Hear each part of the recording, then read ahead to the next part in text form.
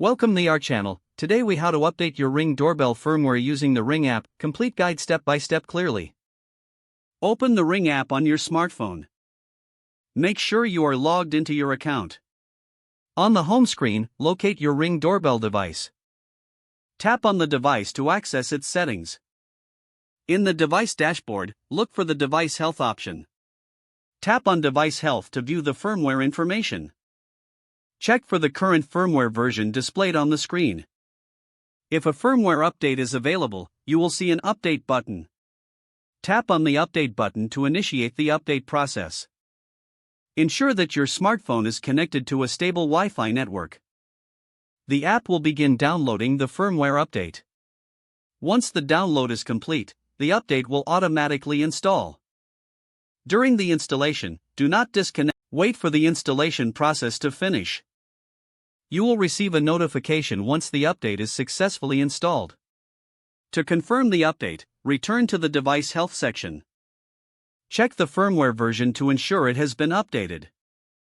After verifying, exit the app and enjoy your updated Ring Doorbell. If the page does not load, refresh the browser or try again in a private or incognito window. Make sure you are using the correct email address, then retype it carefully to avoid small typos. If your password is not accepted, use the reset option and create a new strong password you can remember. Check your spam folder for verification or security emails, then complete any requested confirmation steps. Enable two-factor authentication if available to improve account security and reduce unauthorized access risk. After signing in, review your profile details so your contact information and settings are accurate and current. If you see an error message, note it down and try again after restarting your device and internet connection. Log out when you finish, especially on shared devices, to keep your account and payment information secure. If the page does not load, refresh the browser or try again in a private or incognito window.